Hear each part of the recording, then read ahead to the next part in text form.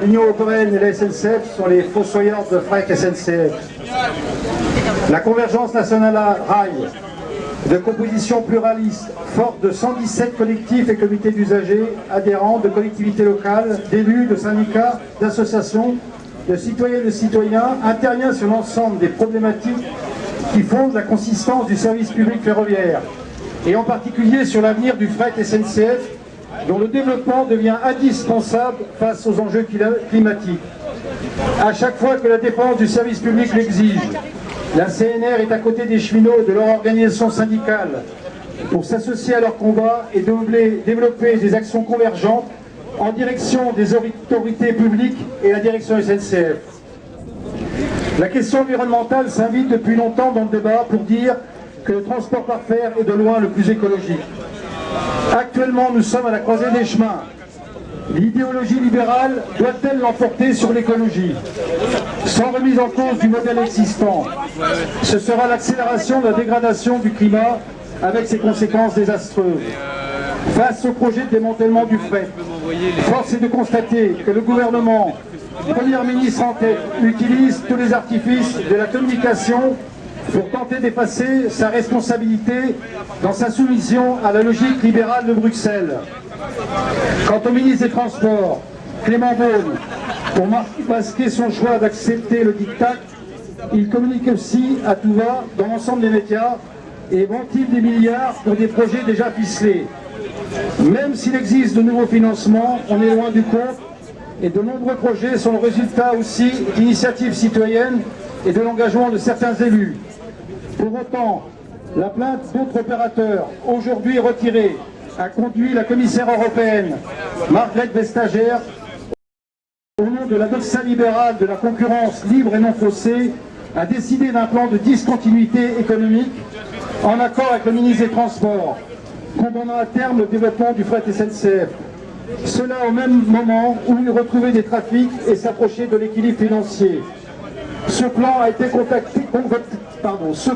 concocté par le cabinet McKinsey en 2019.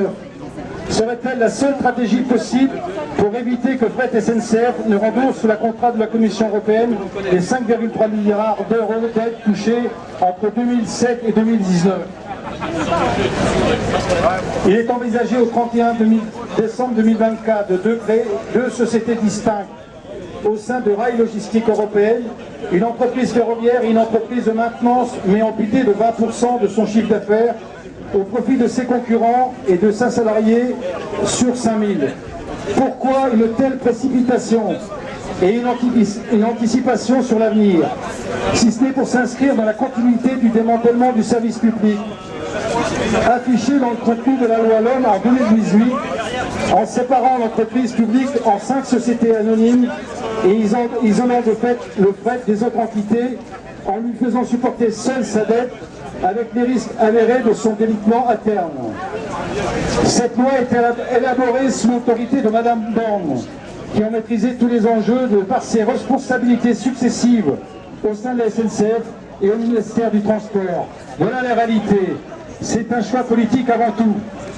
D'ailleurs, lors de son audition à l'Assemblée nationale, la CNR a tenu à rappeler l'historique des décisions politiques qui se sont succédées sous la houlette d'une Europe ultralibérale que les différents gouvernements ont appliquée avec celle depuis plus de 30 ans, alors que d'autres possibilités existaient, comme le permet le règlement européen sur l'organisation des services publics OSP, et qui a conduit plusieurs pays à conserver leurs services publics ferroviaires dans une entreprise intégrée. Dernière en date, la Belgique. Ce qui prouve que cette possibilité est toujours d'actualité.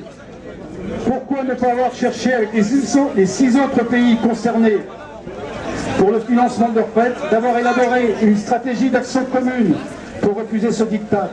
Pourquoi aussi ne pas avoir proposé d'utiliser les 12 milliards de cash de la SNCF pour rembourser la dette avec un échéancier?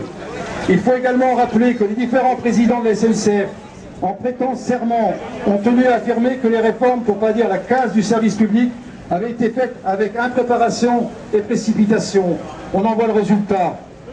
Ce faisant, comme la SNR l'a rappelé lors de cette audition, sous l'égide de Pépi, le transport routier a connu un développement hors du commun par le biais de la filiale Géodis. qui n'a cessé de grossir au fur et à mesure de l'abandon du fret, pour faire qu'au final, les filières routières dépassent les 53% du chiffre d'affaires du groupe SNCF. Concernant le transport routier, comment se fait-il qu'il ne fait pas l'objet des foudres de la Commission européenne de la concurrence quand on sait qu'il est archi-subventionné, soit indirectement, par l'absence de TVA sur le gasoil, l'exonération de cotisations sociales sur les heures supplémentaires, le non-paiement de l'écotaxe en France, pourtant obligatoire dans les autres pays européens, soit 23 centimes du kilomètre. Et de plus, le transport routier reçoit 18 centimes d'euros par litre de gasoil, soit 8 milliards au titre de remboursement de gasoil. Sans compter qu'il ne supporte pas l'entretien du réseau et les coûts externes du transport. Aujourd'hui, la nouvelle entreprise ferroviaire ne pourra pas se repositionner sur le marché des trains entiers dédiés pendant 10 ans, à compter du 1er janvier 2024. Et les 23 flux dits trains dédiés ne pourront pas être repris par une filiale de la SNCF pendant 5 ans. Les conséquences sont déjà connues, devant l'impossibilité des autres opérateurs à assumer ces trafics. D'ores et déjà, 2 flux ont été transférés à la route et 5 autres ne sont pas renouvelés et sans repreneur. Autant dire, aller à la route. Le transport routier va continuer d'enfler au mépris du respect de l'environnement et de la santé publique, en lien avec la pollution qu'il génère. Et pour au moins 7 flux, certains opérateurs, notamment la filiale de la DB Cargo, proposent de les sous-traiter à Fret SNCF. On aura tout vu. Que devient l'objectif de doubler le fret par rail en 2030 ? Il devient impératif de redéfinir une politique de service public. À rebours du choix de la capitulation du ministre des Transports, il faut l'ambition de construire une entité fret 100% SNCF au sein d'une entreprise publique intégrée et mettre fin à la concurrence interne. Cela impose de développer des synergies avec les autres activités et notamment voyageurs, ce qui entraîne de revoir la formation au niveau des métiers et d'assurer la production en mode horizontal et local avec une hiérarchie de proximité. Relancer le fret exige une logique dans l'entretien du réseau en mettant fin à l'interruption programmée de fermeture de ligne et développer une nouvelle organisation avec des installations permanentes de contresens, voire des voies uniques temporaires, afin de fluidifier l'écoulement de tous les trains. Le potentiel transportable existe. Rien que dans la production agricole, ce sont des dizaines de millions de tonnes de céréales qui pourraient prendre le train pour aller rejoindre les ports dont celui de Rouen et le grillage de Sotteville. Désespérément vide de train et pourtant le premier exportateur de blé en Europe. La France est un pays de transit avec 2 grands axes majeurs. L'arc atlantique qui va du nord jusqu'à la frontière espagnole peut irriguer tous les ports de la façade ouest. Et le sillon rhodanien qui va du nord et de l'est de la France en empruntant la vallée du Rhône pour aller rejoindre l'Italie. La réalisation du Lyon-Turin est un enjeu majeur pour le développement du fret SNCF. Les axes transversaux ouest-est rentrent dans la logique du voyage du territoire. La France possède toujours un pôle industriel important et une industrie chimique dont 1200 usines sont classées Céveso, tout comme les déchets nucléaires qui sont transportés par la route. Un potentiel énorme qui pourrait être mis sur le rail pour des raisons de sécurité évidentes. Les installations, triage et autres zones de garage, ainsi que de nombreux embranchements sont toujours présents mais en friche. Leur modernisation et l'électrification des maillons manquants du réseau doivent devenir une priorité. Certes, si la logique des trains complets est une option, sa dynamique doit être une opportunité pour relancer le lotissement et le wagon isolé. Un autre atout, c'est le développement du transport combiné qui doit être intégré dans la stratégie du groupe SNCF en lien avec Géodis. Il faut donc sortir du choix politique qui conduit au raboutrissement de l'outil de production et définir une nouvelle stratégie de développement par des engagements forts de l'État en termes budgétaires. Le gouvernement français va consacrer 430 milliards entre 2024 et 2030 à une loi de programmation militaire en hausse de 40%, dont 53 milliards pour moderniser les armes nucléaires. Et en termes d'environnement, nous sommes toujours à quelques mesurettes budgétaires. L'argent du livret A, plutôt que de financer l'industrie d'armement, ne pourrait-il pas servir à moderniser le réseau et investir dans le développement d'un service public réunifié et modernisé? En attendant, le développement des transports les moins polluants, comme le ferroviaire, voit leurs moyens diminuer.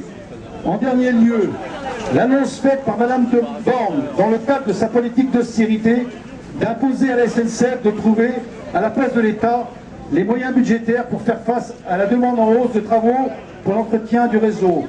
On est loin des 100 milliards prévus. Alors, que deviennent les objectifs de neutralité carbone en 2050? Comme beaucoup de scientifiques s'accordent à le dire, on s'oriente vers une accélération du réchauffement climatique. Les catastrophes naturelles sont là pour le prouver et toute commission d'enquête sur le sujet à l'avenir ne servira à rien, si ce n'est de constater l'ampleur des dégâts d'un libéralisme forcené que poursuivent l'Europe du marché et le gouvernement français. Tout démontre l'intérêt d'avoir un service public fret pour répondre aux enjeux environnementaux et participer également à l'aménagement du territoire par la modernisation du réseau, dont l'amortissement des investissements favorisera également le développement du transport de voyageurs. Si un large consensus se dégage, ce ne sera pas suffisant pour changer de politique.